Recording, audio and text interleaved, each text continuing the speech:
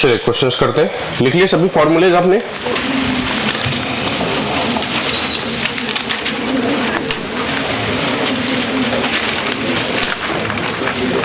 पहले आप दो स्टेटमेंट और लिख लेंगे थ्योरी में।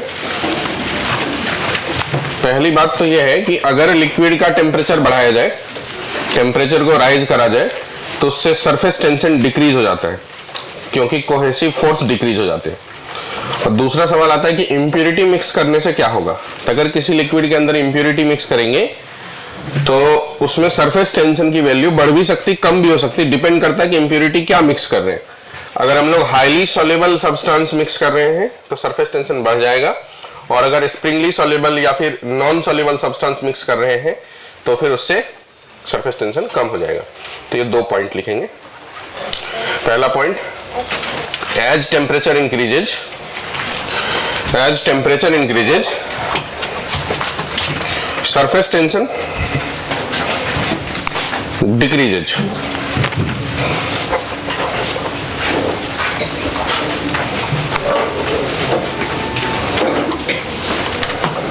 Temperature increases, surface tension decreases. अगला point, highly soluble impurity, highly soluble impurity increase the surface tension.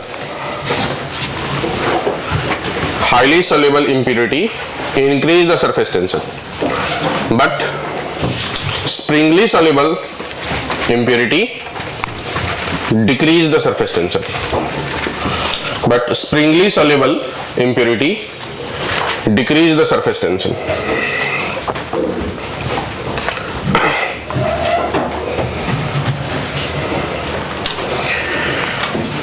एक और पॉइंट यहीं पर लिख लेंगे, जब किसी कैपिलरी के अंदर जो लिक्विड का राइज होता है वो मान लीजिए जितने हाइट तक 10 सेंटीमीटर तक राइज हो सकता है नॉर्मली।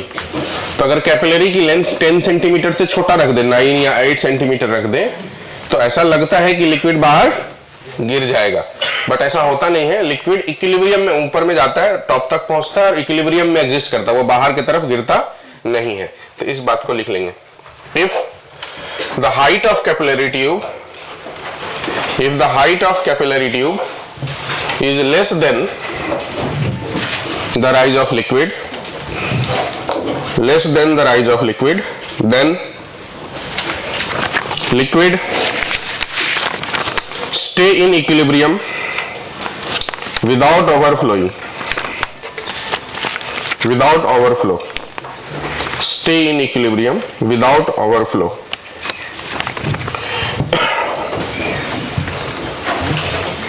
ठीक है, ये तीन पॉइंट जो कभी थ्योरी के रूप में क्वेश्चंस आ सकता है। चलिए न्यूमेरिकल करते हैं, क्वेश्चंस लिखेंगे।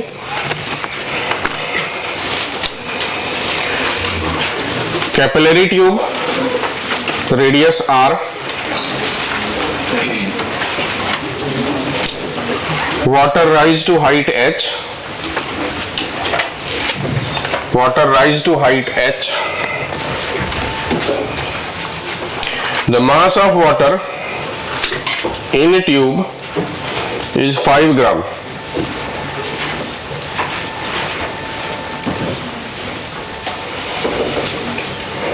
If another capillary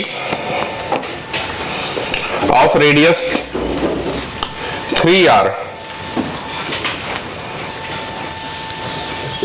immersed in water, then the mass of water that will rise in tube,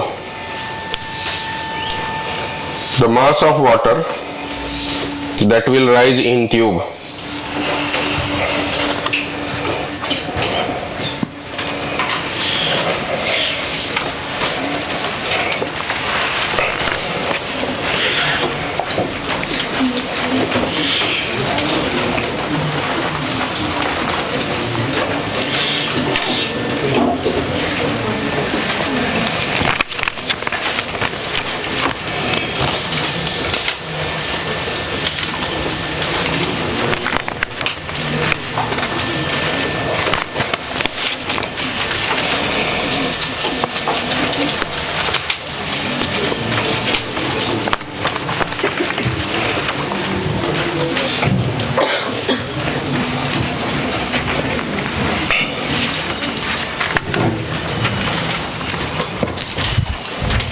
देखो मैं बताता हूं। जो कैपिलरी ट्यूब होता है इसके अंदर जो वाटर राइज करता है, दोनों सिचुएशंस में वाटर ही है, तो इसका मतलब मटेरियल सेम है। लिक्विड अगर सेम है तो डेंसिटी सेम होगी और एंगल ऑफ कांटेक्ट भी सेम होगा। तो कॉन्सेप्ट ये होता है कि ऊपर वाला फोर्स mg के बराबर होता है, यही होता है ना। ऊपर वाला फोर्स क्या होता है 2 पाई r into T cos theta, यही होता है ना ऊपर वाला force. Surface tension into cos theta और ये उसका लेंथ हो गया फोर्स F कॉस थीटा, ये हो गया F कॉस थीटा बराबर। तो इक्वल टू क्या होना चाहिए mg। तो लिक्विड सेम है तो हर बार डेंसिटी वगैरह सेम होने वाला। तो आप ध्यान से देखिए कि ये मास जो है वो r से रिलेटेड हो गया, क्योंकि लिक्विड सेम है तो सरफेस टेंशन बदलेगा क्या, एंगल ऑफ कांटेक्ट बदलेगा क्या, नहीं बदलेगा। 2 और पाई ये सब तो कांस्टेंट है, तो m प्रोपोर्शनल टू क्या हो गया r। तो पहले m1 by m2 equal to r1 by r2 ऐसा। तो 1/3, तो m2 की वैल्यू कितना आ जाएगा 3 टाइम्स ऑफ m1। तो पहले कितना था, तब कितना हो जाएगा 15 ग्राम। बना दो।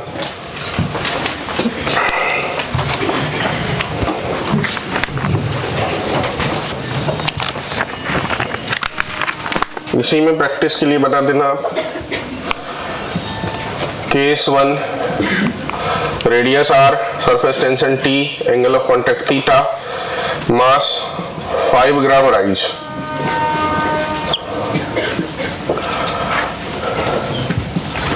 केस 2 में radius 2r, surface tension t, theta, m कितना राइज होगा।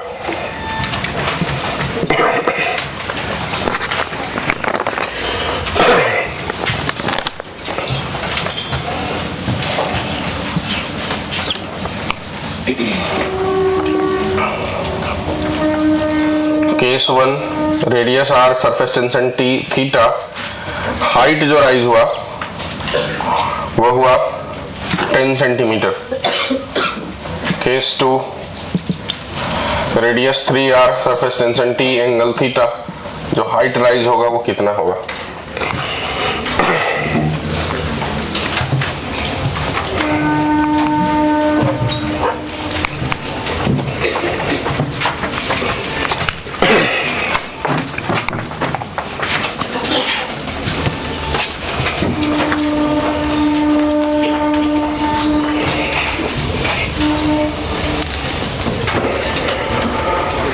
कर पाएंगे। यहाँ तो मास का रिलेशन है, तो फिर से m1 by m2 equal to, अच्छा आप बनाओ मैं क्यों करूँ।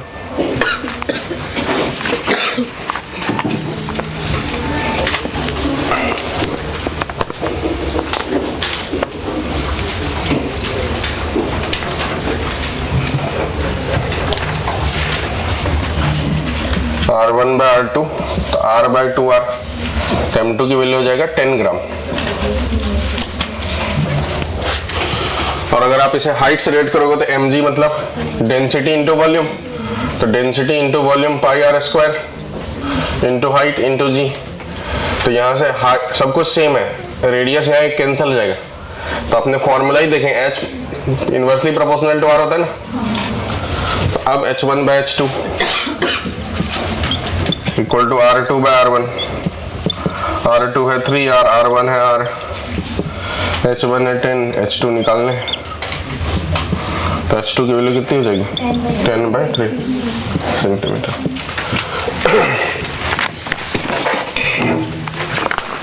अगला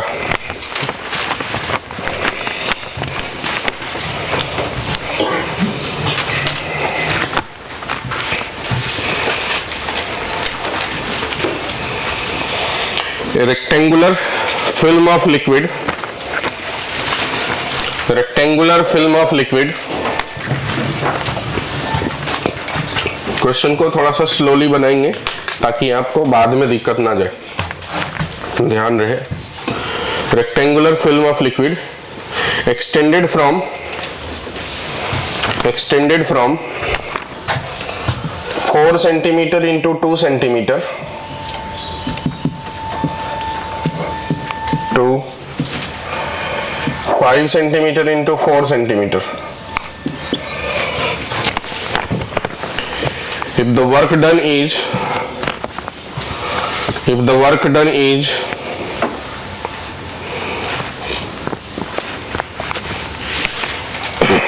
3 into 10 to the power minus 4 joule, work done is 3 into 10 to the power minus 4 joule, then find the surface tension of liquid.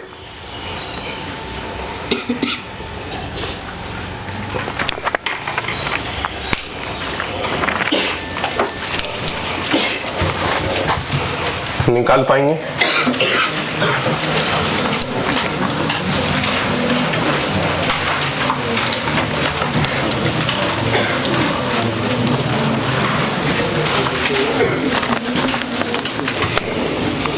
क्या होता है work done equal to surface tension into change in area. तो surface tension हो जाएगा work done by change in area.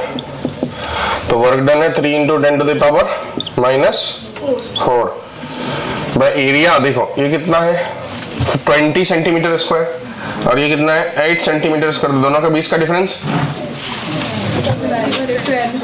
12 centimetre square बोले तो 10 to the power. तो ये 12 रहेगा कि यहाँ 2 से मल्टीप्लाई करेंगे.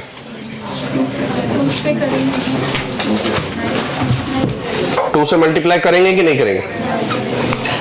जो लिक्विड होता है कल ही मैंने बताया था आपको कि जो लेयर उसको लेके जाता है तो यहाँ 2 लेयर आगे जाते ना.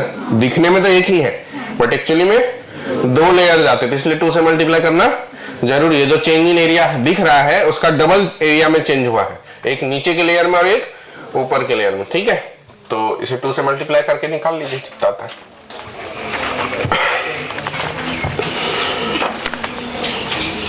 .125 आंसर है.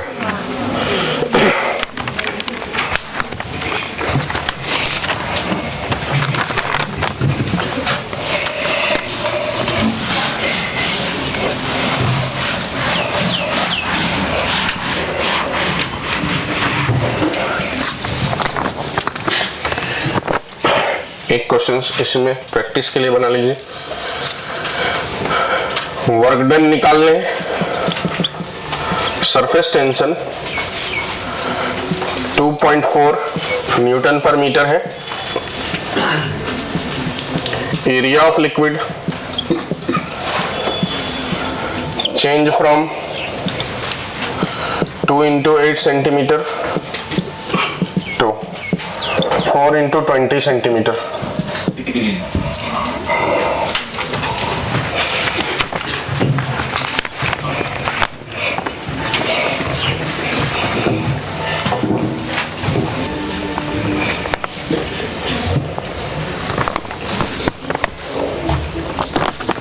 तो वर्क डन इक्वल टू क्या लिखेंगे? Surface tension into change in area. तो surface tension 2.4, change in area 16 और 80. तो 2 into 64 10 to the power minus 4 इतना जूल हो जाएगा.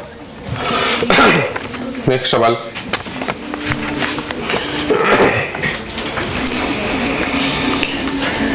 three liquid of density rho 1 greater than rho 2 greater than rho 3 having same value of surface tension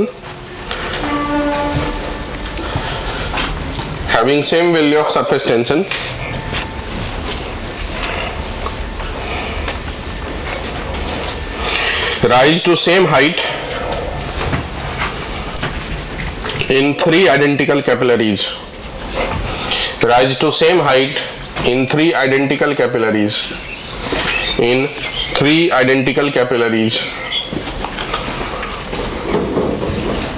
Then relation between angle of contact theta 1, theta 2, theta 3.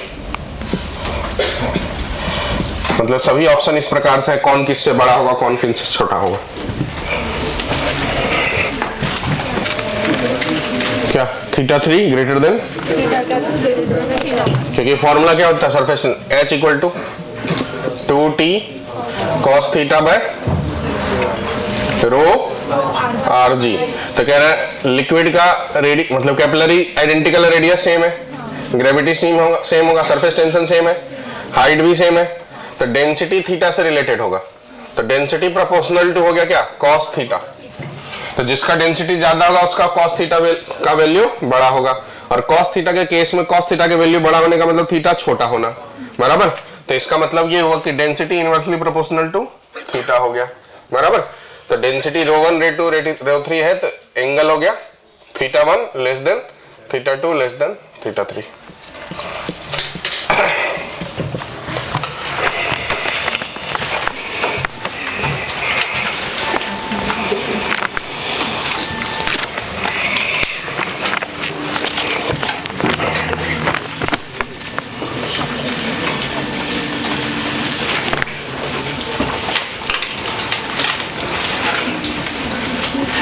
Next सवाल, certain number of spherical drop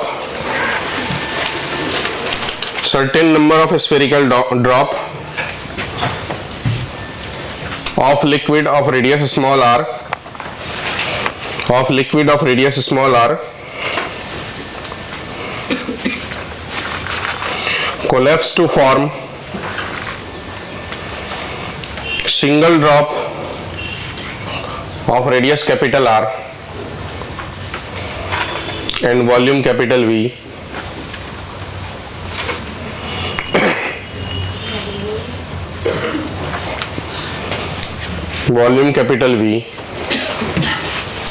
if T is the surface tension then energy of the liquid is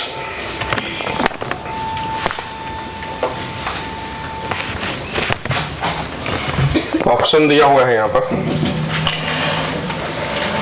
4VT 1/r minus 1/r,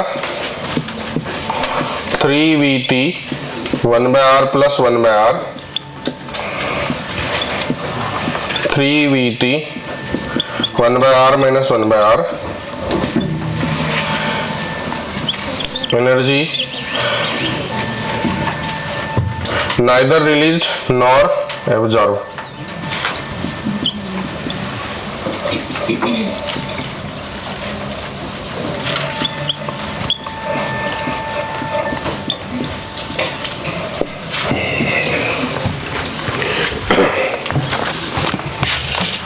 अच्छा, ये liquid drop है या फिर soap bubble? तो यहाँ 2 से multiply करना है? नहीं करना है, सीधा सीधा एनर्जी इक्वल टू लिखना है क्या, surface tension into change in area.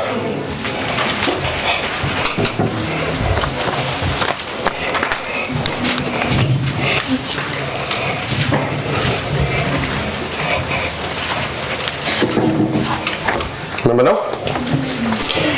तो कह रहा है सर्टेन नंबर, तो मान लो n नंबर ड्रॉप है, सभी ड्रॉप का रेडियस क्या है r, ये कोलैप्स हो गया, बन गया बड़ा ड्रॉप। ये जो बड़ा ड्रॉप बना उसका वॉल्यूम v है, रेडियस r है। तो एक बात तो तय हो गया, तो v इक्वल टू कितना 4/3 पाई r क्यूब। मतलब हमको capital R small r v given है, n नहीं गिवन है, ठीक है। तो पहले हम लोग n का रिलेशन निकाल लेते, वॉल्यूम तो हमेशा ही सेम रहेगा। तो पहले जो वॉल्यूम होगी वो n टाइम्स ऑफ एक का volume 4/3 pi r cube equal to पूरा volume 4/3 pi capital R cube. तो यहां से रिलेशन हो गया n small r cube equal to capital R cube, बराबर। ये रिलेशन आपको आगे भी काम आएगा, अगर क्यूब लगाएंगे तो r equal to n to the power 1/3 into r, ये वाला रिलेशन आगे काम आएगा। बड़े का रेडियस इक्वल टू n पे पावर 1/3 टाइम्स ऑफ छोटे का रेडियस, ये हो गया। अब इनिशियल एरिया हमको निकालना है, चेंज इन एरिया कुल मिलाकर के निकालना है। तो चेंज इन एरिया कहने का मतलब final area minus initial area, दोनों के बीच का डिफरेंस। तो फाइनल एरिया इसका सरफेस एरिया कितना है 4 पाई कैपिटल R स्क्वायर, ये हुआ final area, minus initial area क्या हो गया, एक ड्रॉप का area 4 pi small r square. कितने ड्रॉप है, n ड्रॉप है, तो n into 4 pi small r square बराबर है इसमें कोई दिक्कत?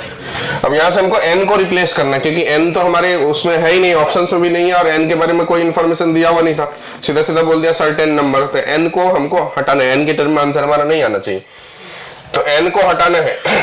तो कैसे हटाएंगे? ये n इक्वल टू क्या लिख सकते हैं अपन यहीं से? n इक्वल टू लिख सकते हैं capital R cube by small r cube, replace कर देते। तो ये हो गया 4 pi r square minus capital R cube by small r cube into 4 pi r square. एक काम करता हूं मैं, इसमें से 4 पाई कॉमन ले लेता हूं और r क्यूब भी कॉमन ले लेता हूं। अगर मैंने ऐसा किया तो यहां बच जाएगा 1 बाय कैपिटल R, बराबर। और इधर तो देखिए ध्यान से 4 पाई r क्यूब ले ही चुका हूं, r स्क्वायर और r क्यूब में से कैंसिल करके क्या बच गया? 1 बाय स्मॉल r। ये हुआ चेंज इन एरिया। अब इसको वॉल्यूम के टर्म में, v के टर्म में, क्योंकि सभी ऑप्शंस में हमारे पास v है, तो v के टर्म में लिखना है। तो ये 4/3 पाई r क्यूब को v कहते हैं, तो 4 पाई r क्यूब को क्या बोलेंगे बताओ? 3v। तो इसको 3v से रिप्लेस कर देंगे। Change in area equal to 3v 1 by capital R minus 1 by small r। ठीक है। अब हमारा energy equal to surface tension into change in area, तो जगह 3vt 1 by capital R minus 1 by small r। ठीक है। अब ये जो हमने करे हैं, देखो कैपिटल R बड़ा है तो ये टर्म छोटा हो गया, और स्मॉल r छोटा है तो ये टर्म बड़ा हो गया। इसका मतलब ये टर्म नेगेटिव आने वाला है, मतलब यहाँ पर हमको इनिशियल माइनस फाइनल से चेंज इन एरिया निकालने थे। ठीक है। तो आंसर जो है कौन सा हो जाएगा बताइए? ये वाला 3vt 1 by small r minus 1 by capital R। बना दे।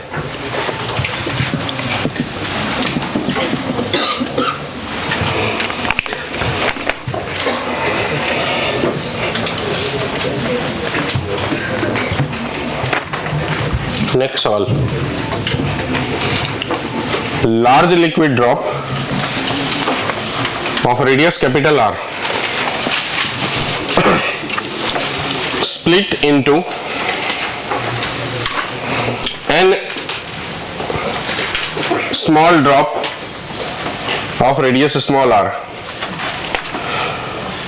Find work done if surface tension is T. Find work done if surface tension is T. Find work done if surface tension is T.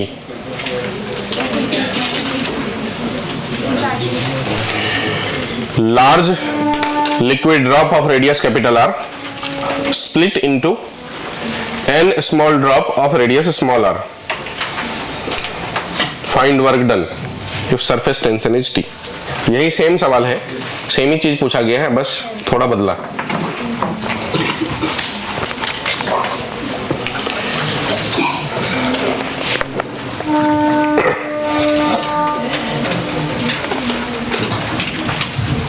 सिर्फ v के term में नहीं लिखना, सिर्फ v के term में नहीं लिखना। यहाँ v के टर्म में नहीं लिखना है, सरफेस टेंशन कैपिटल R और स्मॉल r और n, बस इसी के टर्म में लिख सकते हैं तुम। v तो है नहीं यहाँ पर। हाँ। यही हो गया आंसर। हाँ, तो n तो वैसे भी गायब हो गया, जरूरत नहीं है, यही वाला आंसर हो जाएगा।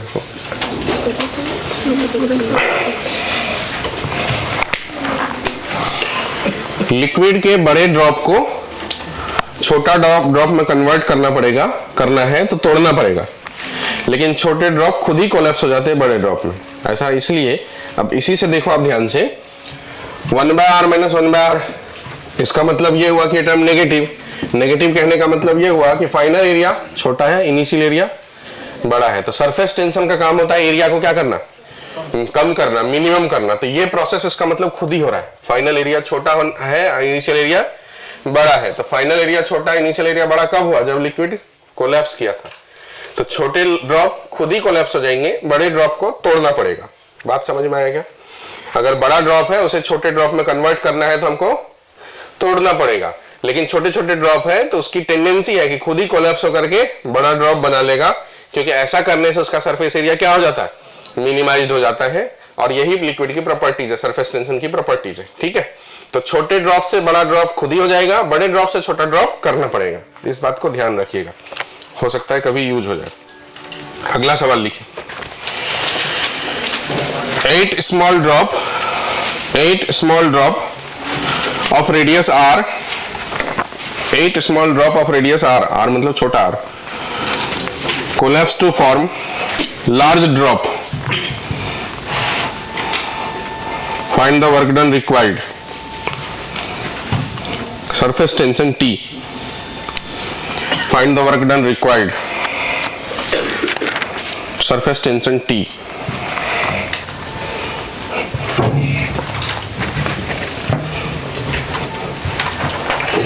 कोलैप्स खुद ही हो जाएगा, ब्रेक करना पड़ेगा ऐसा।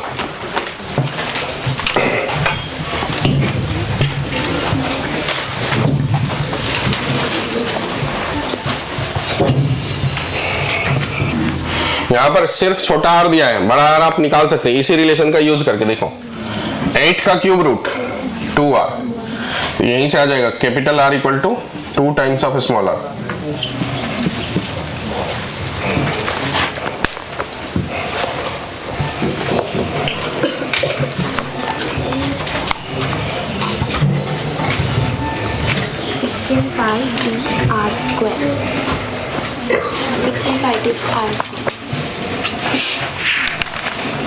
Sixteen pi T small r square बराबर।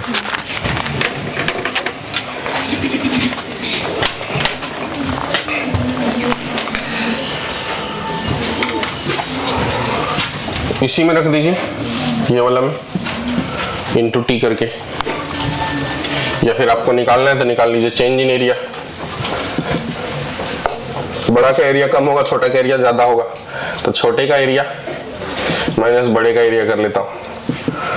8 ड्रॉप है, 8 इंटू 1 का area 4 pi r square, minus बड़ा में सिंगल ड्रॉप हो गया, उसका एरिया 4 पाई कैपिटल R का स्क्वायर बराबर। तो ये हो जाएगा 32 pi r square minus 4 pi, r की जगह 2r का स्क्वायर, 4 4 जा 16, 32 pi r square minus 16 pi r square, तो बच गया 16 pi r square. Change in area, तो work is equal to t into 16 pi r square. अगला सवाल,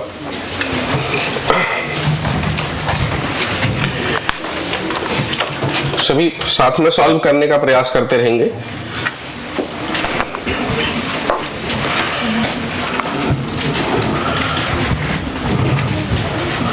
Work done required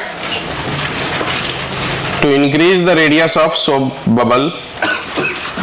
Work done required to increase the radius of soap bubble from R1, small r1 to R2. From R1 to R2. From R1 to R2.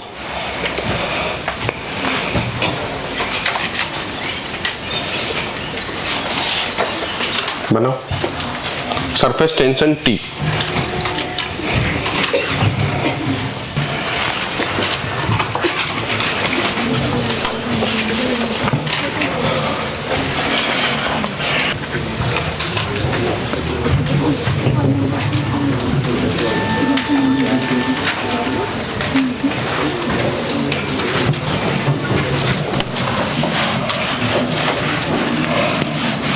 बन गया। अब यहाँ soap bubble है, मतलब 2 से multiply करना पड़ेगा ना, क्योंकि 2 लेयर है। तो work done equal to surface tension into change in area, तो surface tension T, change in area जो लिखेंगे वो क्या लिखेंगे, 4 पाई R2 का स्क्वायर माइनस 4 पाई R1 का स्क्वायर, इंटू करना पड़ेगा यहाँ 2 बराबर। तो 4 2 जा 8 पाई T R2 square minus R1 square. अच्छा, एक क्वेश्चन है ऐसा कि मतलब एनर्जी जो है रिलीज कौन से प्रोसेस में होगा, स्मॉल ड्रॉप बिन मिक्स करके बड़ा बनेगा उसमें, बड़ा टूट करके छोटा बनेगा उसमें, और इसी प्रकार के 4 ऑप्शन है। छोटे छोटे मिल करके जब बड़े बनेंगे तो उस प्रोसेस में एनर्जी रिलीज होने वाला है, क्योंकि ये प्रोसेस खुद ही होने वाला है। हाँ है ना, छोटे से बड़ा, स्मॉल से लार्ज खुद ही हो जाएगा। तो उस प्रोसेस में एनर्जी क्या होने वाला है, रिलीज होने होगा। मतलब वो प्रोसेस कैसा है, एक्सोथर्मिक, ठीक है। और बड़े से छोटा बनाना है तो एंडोथर्मिक। तो ये पॉइंट भी कहीं पर लिखना आप, नहीं तो क्वेश्चंस लिखने पड़ेंगे। नेक्स्ट सवाल,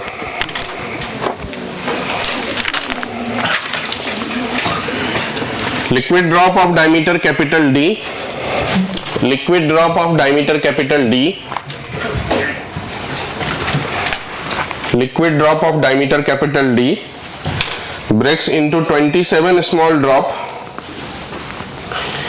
breaks into 27 small drop.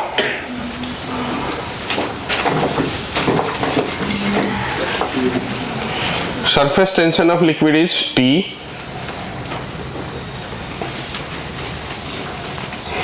Surface tension of liquid is T. Then change in surface energy. Then change in surface energy.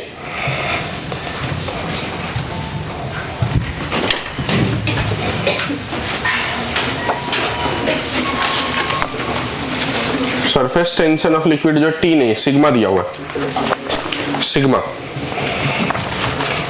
T के जगह यहां पर सिग्मा बोल दिया बस। ये है surface tension.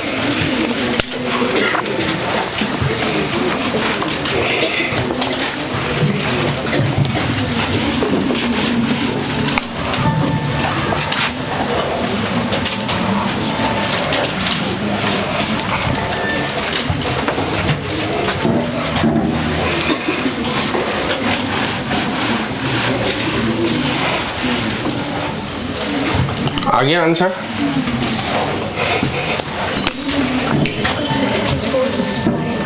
Twenty seven small equivalent हो गया लार्ज के। तो बड़े वाले का डायमीटर दिया होता, बड़े वाले का जो रेडियस है वो इक्वल टू होता है n to the power 1/3 into छोटे वाले का रेडियस है सर।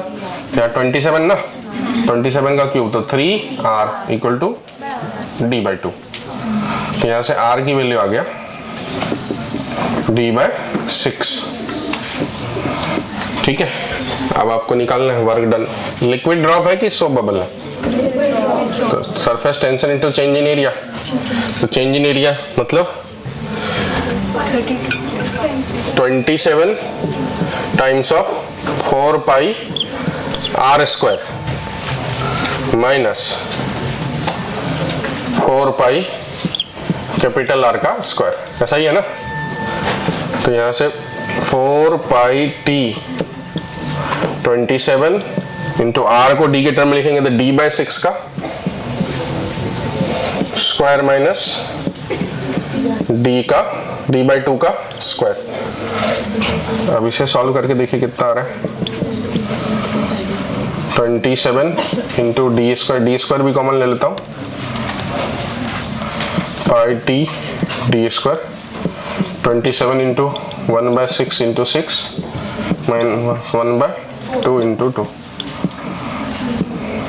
2 2 3 3, ऐसा 3 होगा ना फिर। तो 4 पाई t d², तो 3/4 माइनस 1/4, तो 2/4, 4 पाई t d², 2/4, तो 4 4 कैंसल, तो 2 पाई t बोले तो यहाँ पर सिग्मा लेना है d²। ये आंसर। अब एक प्रकार के 4-5 सवाल हो गए। अब नहीं बन रहा है तो दिक्कत है। 3-4 सवाल जो ये सरफेस चेंज इन एरिया वाला जो है उसको रफ में करिए, तो फिर से आप खुद से करिए, तो जो अभी करे उसको रफ में करिए, दिमाग में आना जरूरी है। Large drop of radius r, large liquid drop of radius r breaks into 64 small drop. Find work done if surface tension is T. अब ये सभी से बनना चाहिए, हर किसी से। 64 स्मॉल ड्रॉप,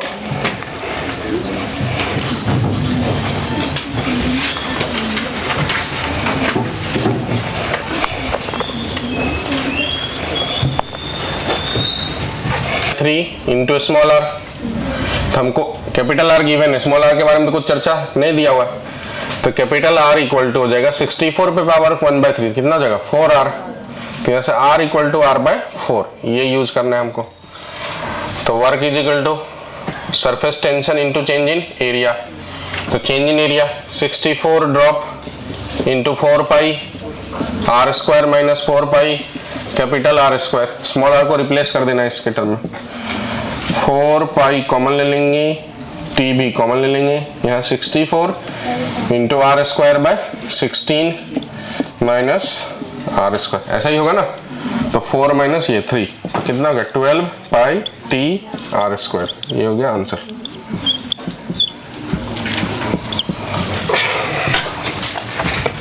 अगला सवाल,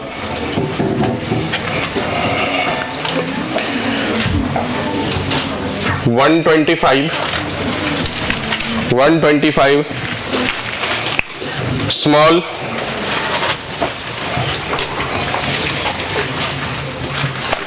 soap bubble of radius small r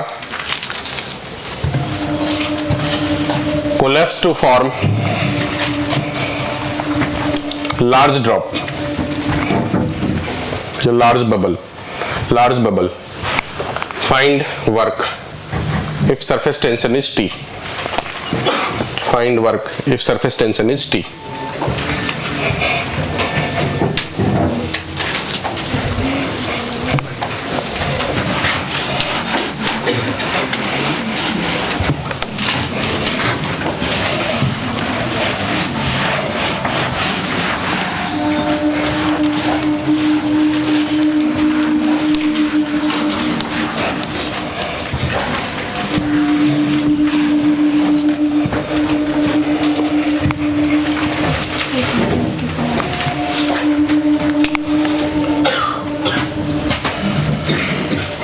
फिर से capital R is equal to 125 का cube root into small r, तो ये हो जाएगा 5r।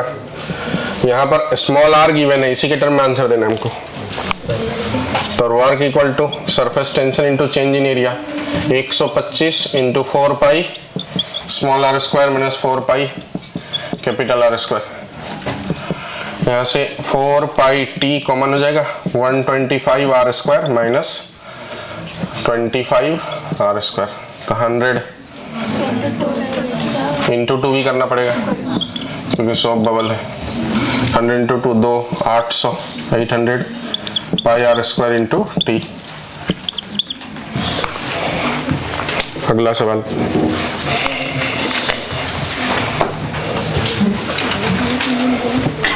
(216) small liquid drop of radius small r, 216 small liquid drop of radius small r collapse to form large drop, find work if surface tension is T। कितना 720 पाई R square T। कितनों को आया ये? अभी भी बाकी लोगों को नहीं है। एक ही वैरायटी से पता नहीं कितने करेंगे। अगला सवाल लिखो, under isothermal condition, under isothermal condition energy required to double the radius of soap bubble, energy required to double the radius of soap bubble if surface tension is sigma, initial radius r, surface tension is sigma, initial radius r।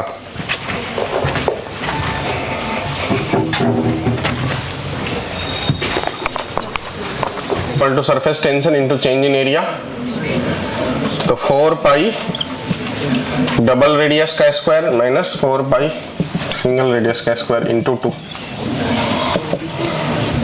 तो 4 2 जा 8 pi sigma r square common ले लेंगे,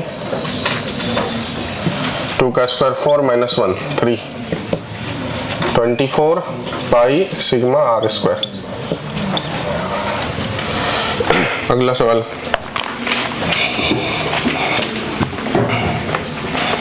two drop of equal radius collapse to form bigger drop. Then find the ratio of surface energy of bigger to smaller drop. Surface energy of bigger to smaller drop. Ratio of surface energy of bigger to smaller drop. Surface energy, surface tension into area.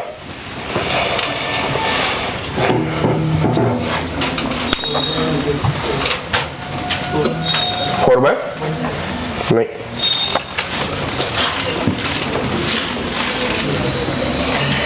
तो बड़ा drop का radius equal to छोटे drop 2 पे power 1/3 into smaller, ऐसा होने वाला।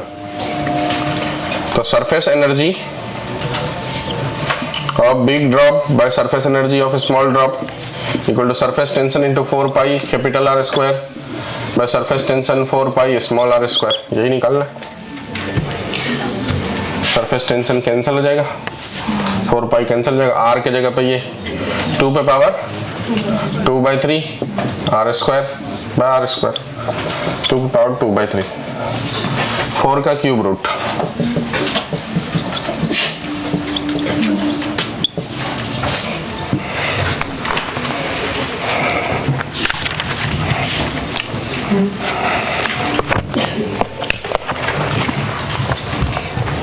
Next सवाल।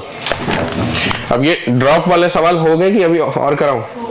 हो गए, सभी हो गए लगभग। अब अगला लिखो। सोप इन एयर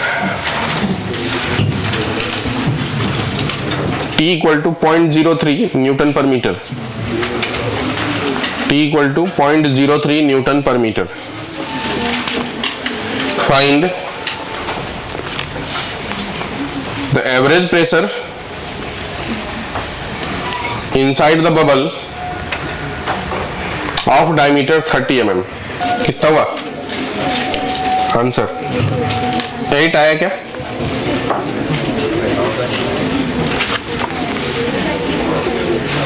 नहीं आया?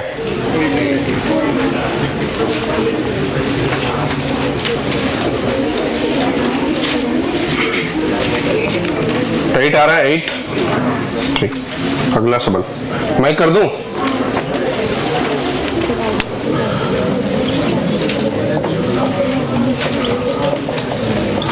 टी कितना दिया हुआ है? 0.03 newton per metre. Radius diameter 30 mm, तो 15 mm बोले तो 10 to the power -3।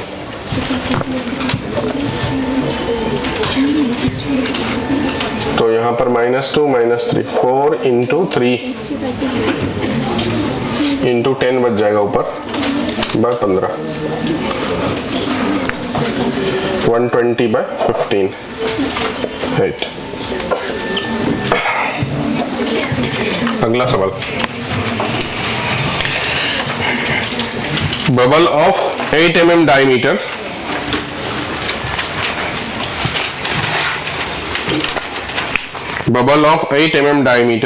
formed in air,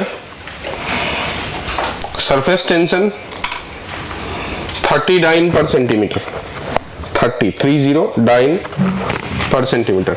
dine समझते हैं कितने यहाँ पर? 30 dyne per centimeter, 30 dyne per centimeter। The excess pressure inside the bubble is,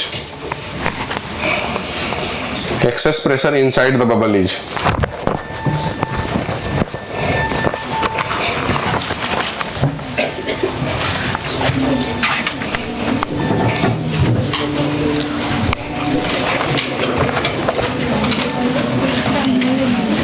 फिर से यही फॉर्मूला 2T/R की 40/R।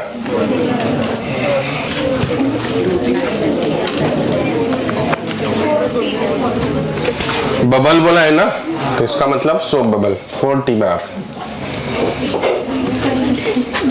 डाइन बोला मतलब डाइन। कन्वर्ट करेंगे ना, बिल्कुल करेंगे, एसआई में कन्वर्ट करेंगे। डाइन बहुत छोटा चीज होता है इसलिए पता नहीं चलता। 1 डाइन इक्वल टू 10⁻⁻5 जूल, और 1 अर्ग कभी जरूरत पड़ेगी तो 10⁻⁻, ये न्यूटन, यहाँ जूल। ये फोर्स है का यूनिट है सीजीएस यूनिट, और ये वर्क का CGS unit.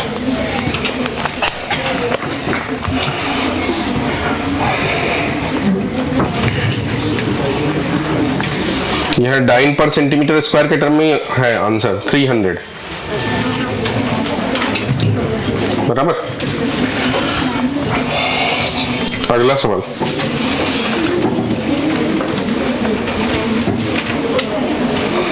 To soap bubble having radius in the ratio of 3:5। Two soap bubble having radius in the ratio of 3:5।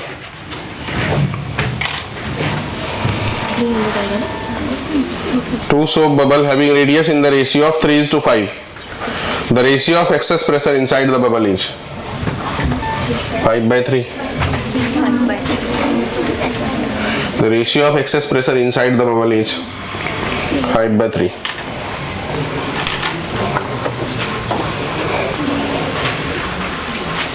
आ गया, इनवर्सली प्रोपोर्शनल टू आर। अगला सवाल, ये कितने लोगों को आया? ये भी बस इतने ही लोगों को आया, बाकी लोगों को ये भी नहीं आया। बड़ा मुश्किल है, झाड़ फूक कराइए, मतलब बहुत लगता है डाइन बहुत हावी है। अगला सवाल, radius of spherical drop 1 mm। Radius of spherical drop 1 mm। Spherical drop 1 mm। Surface tension 70 into 10⁻³ 70 into 10⁻³ newton per metre. Then excess pressure will be, अब ड्रॉप बोला मतलब 2T/R।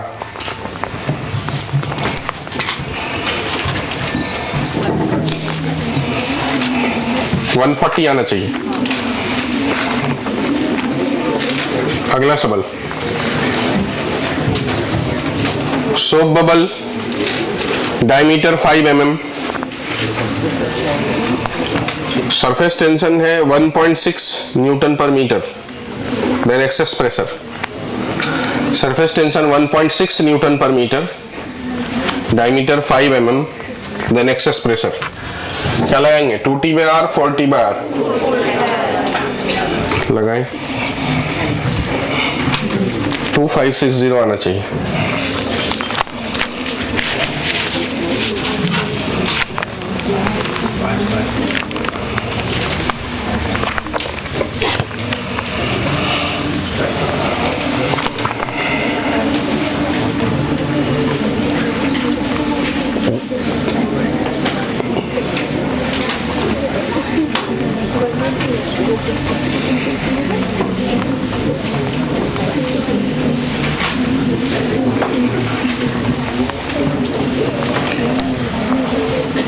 आया 2560? नहीं आया, करके दूं? मुझे नहीं आता करना। अगला सवाल लिखो, 20 centimetre long capillary tube, 20 centimetre long capillary tube, star लगा लीजिए क्वेश्चन में। Dipped in water, the water rise up to 8 centimeter. Water rise up to 8 centimeter. If entire arrangement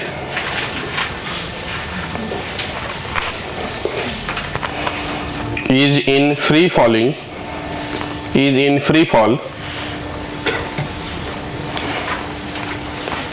if entire arrangement is in free fall elevator,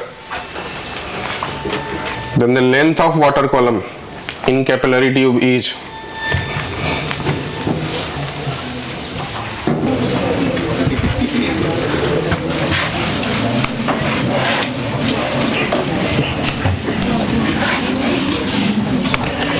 capillary का concept ऐसा कैसा था, ऐसा कहां तक गया, 8 सेंटीमीटर तक, और इसकी हाइट कितनी है वैसे 20 सेंटीमीटर नॉर्मल सिचुएशंस में, बराबर। तो कंडीशन क्या होता है, ये ऊपर क्यों गया, क्योंकि जो f cos थीटा की वैल्यू है वो किसके बराबर होना चाहिए, mg के बराबर है। तो f cos थीटा की वजह से लिक्विड ऊपर चला गया, उतना लिक्विड जिसका की वजन f cos थीटा के बराबर हो जाए, सो जाए मुन्ना, ठीक है। f cos थीटा के बराबर जितना लिक्विड का वजन हो जाए वो लिक्विड ऊपर चला गया। अब कह रहे हैं ये पूरा सेटअप किस में चला गया, एक लिफ्ट के अंदर जो कि फ्री फॉल में। फ्री फॉल का मतलब A equal to G downward. अब ये पूरा सेटअप में जो है लिक्विड है, तो जो भी यहां पर लिक्विड है उसके ऊपर फोर्स ऊपर की तरफ f cos थीटा तो लग ही रहा है,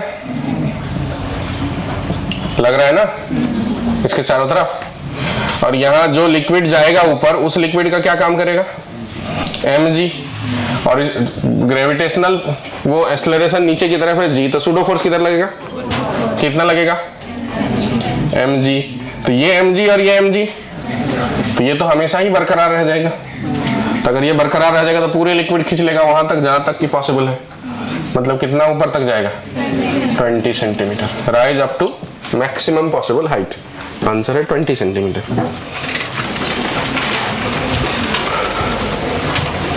तो बिना कैलकुलेशंस के सवाल थे, इसलिए इंपॉर्टेंट है।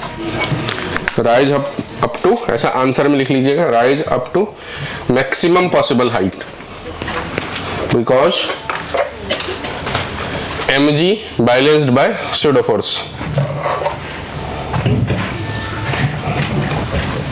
So force due to surface tension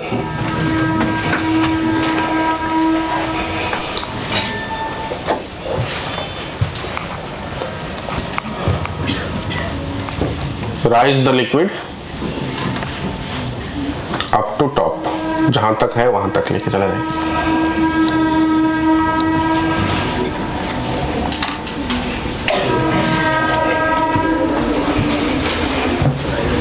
हो गया, कॉन्सेप्ट समझ गया कि आपको। पहले कंडीशन में 8 सेंटीमीटर था, इसीलिए क्योंकि जो सरफेस टेंशन का फोर्स था वो mg के साथ क्या हो गया, बैलेंस्ड हो गया। तो जब तक कि सरफेस टेंशन वाला फोर्स mg से बैलेंस नहीं हुआ तब तक लिक्विड ड्रॉप राइज हुआ। लिक्विड जहां जितना जो राइज हुआ उस लिक्विड का वजन जब सरफेस टेंशन के फोर्स के बराबर हो गया, उसके बाद राइज होना बंद हो गया था। लेकिन अब पूरा सेटअप को फ्री फॉल में ले गए, तो फ्री फॉल में ले जाने के बाद जो भी लिक्विड होगी m मास, उस पर 2 फोर्स लगेगा, एक mg नीचे की तरफ और दूसरा सूडो फोर्स mg ऊपर की तरफ। हमेशा ही दोनों एक दूसरे को बराबर करेगा क्योंकि एक ही वैल्यू तो g है यहाँ पर। तो जो इफेक्टिव फोर्स है mg और सूडो फोर्स का वो 0 हो जाएगा। तो इसका मतलब सरफेस टेंशन का फोर्स तो फिर बैलेंस हुआ ही नहीं, वो लग ही रहा है। अगर वो लग ही रहा है तो लिक्विड को खींच लेगा, कहां तक खींचेगा, जहां तक जा सकता है वो टॉप पॉइंट तक पहुंचा देगा, बराबर है। ये बात सभी को समझ गया। अब मैं इसी में पूछता हूं कि अगर आप मान लो कि यही सेटअप ऐसे लिफ्ट में गया जो नीचे एक्सेलरेशन जी से ना जाते हुए ऊपर की तरफ जा रहा हो, तो क्या होता, सोच के बताओ तो। अगर ये ऊपर की तरफ एक्सेलरेट होता है तो mg और mg, 2 mg नीचे की तरफ लग जाती ना। तो पहले mg को सरफेस टेंशन का फोर्स बैलेंस कर रहा था, अभी 2 mg को बैलेंस करना पड़ेगा। तो पहले जितना हाइट था उससे कम हो जाएगा, तो आधा हो जाएगा, हाँ या ना। mg plus mg 2 mg, mass double मतलब वेट डबल हो गए, तो हाइट फिर क्या हो जाएगी, आधी, क्योंकि सरफेस टेंशन का जो फोर्स है वो तो नहीं बदलेगा, टी कॉस थीटा की वैल्यू जो है वो तो नहीं बदलने वाला है। तो mg ही फिर कम होनी चाहिए, तो m को हाफ होना पड़ेगा, और m को हाफ होने का मतलब हाइट हाफ हो गया। तो अगला सवाल लिख लेंगे। In above questions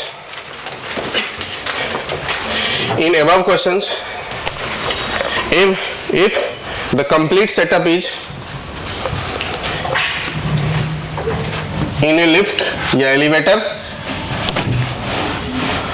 which accelerating up with acceleration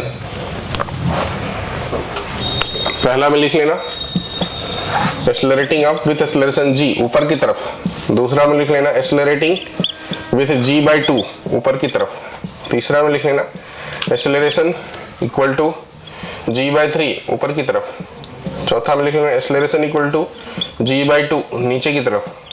सभी में आंसर लिखे g by 4 नीचे की तरफ।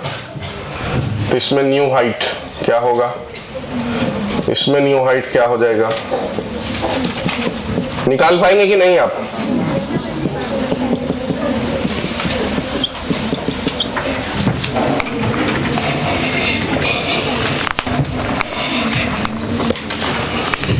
पहले वाले में तो 2 mg हो जाएगा, तो इसलिए हाइट जो है h by 2 हो जाएगी, तो 4 सेंटीमीटर।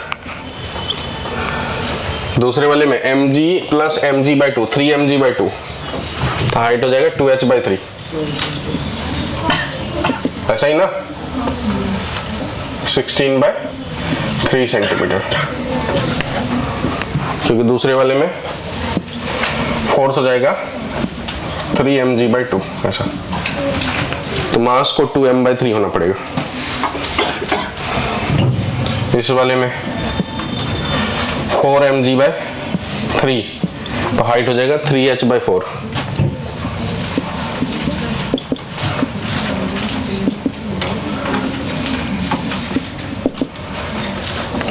Six centimetre. अब एक्सेलरेटिंग डाउन, तो फोर्स हो जाएगा mg minus mg by 2, mg by 2, तो हाइट इसमें डबल हो जाएगा 2h 16 सेंटीमीटर। इसमें mg minus mg by 4 3 mg by 4, height इसमें 4h by 3 हो जाएगी।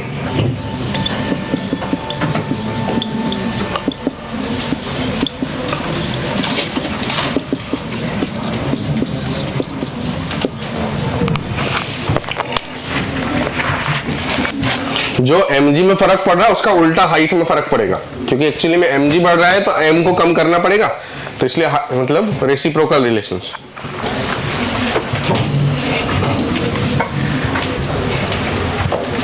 अच्छा, कैपिलरी के अंदर वही लिक्विड राइज करेंगे जिसका एंगल ऑफ कांटेक्ट 90 डिग्री से छोटा है।